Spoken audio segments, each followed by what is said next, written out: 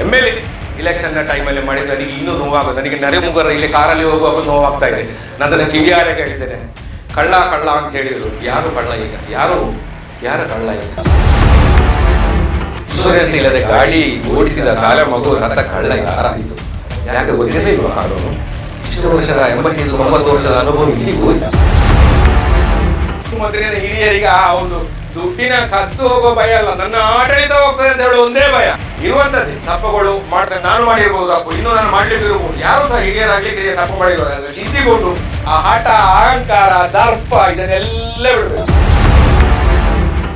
ನಮ್ಮ ಹಿರಿಯರು ಬಹುಶಃ ಪಕ್ಷ ಅಥವಾ ಸಂಘ ಎಲ್ಲವನ್ನು ಕಟ್ಟಿ ಬೆಳೆದಿದಂತಹ 70-80 ವರ್ಷ ಆದರೂ ಸಹ ಬುದ್ಧಿ ಉಂಟೋ ಇಲ್ಲೋ ಅಂತ ನನಗೆ ಗೊತ್ತಿಲ್ಲ. ಬುದ್ಧಿ ಇದ್ದರೂ ಕೂಡ ಬಹುಶಃ ಒಬ್ಬ ಪ್ರಾಮಾಣಿಕ ಒಬ್ಬ ಲೀಡರನ್ನು ಮಾನಹಾನಿ ಮಾಡೋದು ಇದಕ್ಕಿಂತ ಮುಂದೆ 3 ವರ್ಷ ಹಿಂದೆ MLA ಇಲೆಕ್ಷನ್ನ ಟೈಮಲ್ಲಿ ಮಾಡಿದ ನನಗೆ ಇನ್ನೂ ನೋವಾಗೋದು. ನನಗೆ ನರೇಮುಗರ ಇಲ್ಲಿ ಕಾರಲ್ಲಿ ಹೋಗುವಾಗ ನೋವಾಗ್ತಾ ಇದೆ.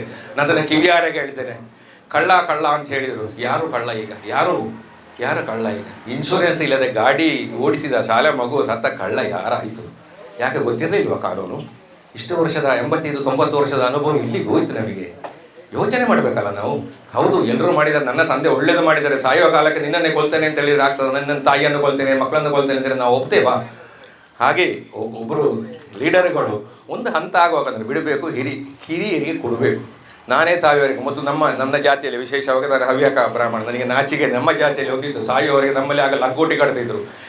ಬೀಗದ ಕೈ ಉಂಟಲ್ಲ, ಇದನ್ನು ಲಂಗೋಟಿ ತುದಿಗೆ ಕಟ್ಟಿಕೊಳ್ಳೋದು. ಯಾಕೆ ಯಾರು ಅಲ್ಲಿ ಕೈ ಯಾಕೆ ಯಾರು ತೆಗಿಲಿಕ್ಕಿಲ್ಲ, ಇಟ್ಟರಲ್ಲೋ ಕಲ್ತ್ಕೊಂಡು ಹೋಗಿ ಎಲ್ಲಿ ಅದನ್ನು ಸ್ನಾನ ಮಾಡುವಾಗ ಇದನ್ನು ತೆಗೆದು ಬೀಗ ದುಡ್ಡು ತೆಗೆದ್ರೆ ಆಗ ಅಷ್ಟು ಸಹ ಒಂದು ಮೊದಲಿನ ಹಿರಿಯರಿಗೆ ಆ ಒಂದು ದುಡ್ಡಿನ ಕದ್ದು ಹೋಗೋ ಭಯ ಅಲ್ಲ, ನನ್ನ ಆಡಳಿತ ಹೋಗ್ತದೆ ಅಂತ ಹೇಳೋ ಒಂದೇ ಭಯ. ಬಹುಶಃ ನನ್ನ ಸರ್ವಾಧಿಕಾರ ಹೋಗ್ತದೆ ಅಂತ. ಈ ಸರ್ವಾಧಿಕಾರ ಮೊದಲು ತೊಲಗಬೇಕು.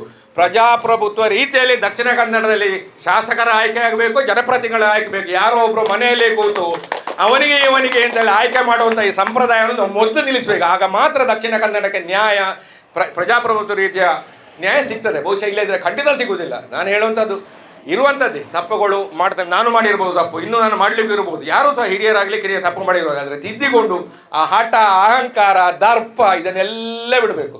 ಆ ಅಹಂಕಾರ ದರ್ಪಗಳನ್ನು ಬಿಡದೆ ನಾವು ಮಾಡಿಕೊಂಡು ಹೋದರೆ ಒಂದಲ್ಲ ಒಂದು ದಿವಸ ಅವನ ಗುಂಡೆಗೆ ಬರ್ತದೆ ಅಂತೇಳಿ ನಮ್ಮಲ್ಲಿ ಹಳ್ಳಿಯಲ್ಲಿ ಭಾಷೆ ಇರ್ತದೆ. ಕೆಟ್ಟ